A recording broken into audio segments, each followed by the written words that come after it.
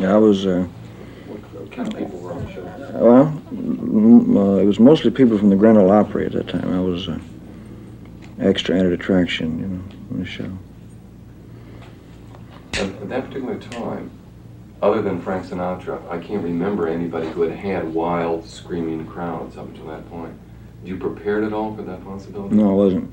The first time it happened, the first time that I appeared on stage, it was a charity thing. It was a place called The Shell. And when I left the stage, they were yelling and screaming and so forth. I did 2 songs. And it scared me to death, man. I didn't know what I'd done. The manager backstage, I said, what'd I do? He said, well, whatever it is, go back and do it again. So I went back out and I did the same thing again. I really didn't know what the yelling was about, screaming. I didn't realize that I was moving, my body was moving or anything. It was a natural thing to me, you know. It was not a conscious thing at all? No, I wasn't even aware. It was just the rhythm.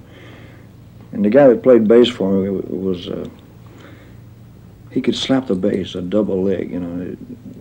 It was really a wild sound. It was like a jungle drums or something, you know, of that nature. So we enjoyed it, you know. We enjoyed it on stage, but it was very wild. And we had to. Where's this? I don't know where that is. It's outside. Seattle. Seattle. Seattle. Mm-hmm. We did a lot of outside concerts, but one of the bad things about outside is you lose your sound. Sound goes up.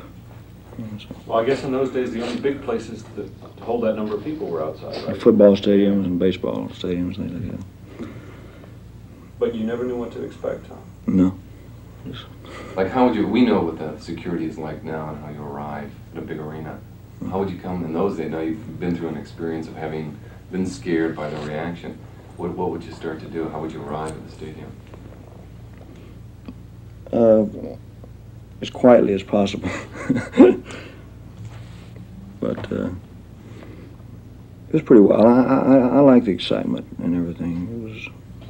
Have the fans changed, Elvis, over the years? I don't think so. You know, I think I see people of all different ages and things out there. You know, and if I do something good, you know, they let me know it.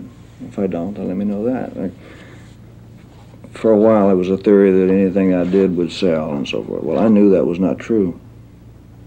It's according to the material. You got to have good material. So whether it's a song, a script, or whatever, it's got to be good. Or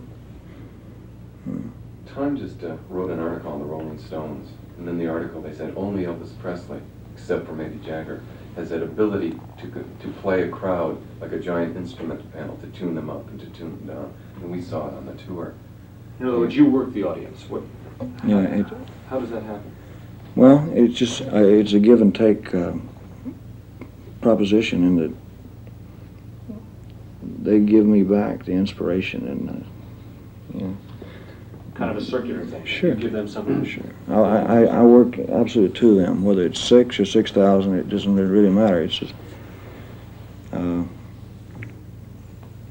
they bring it out of me, the inspiration, the ham. If you go out there some night, Sure. let's say you're in 4 or 5 tunes, and it just isn't coming back from the audience, what do? I change the songs around. I'll go back and stay up all night, working on it, you know, worrying about it.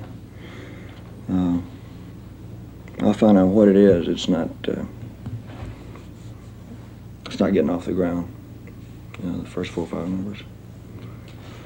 Because that's very important, you know. Do you ever play to one particular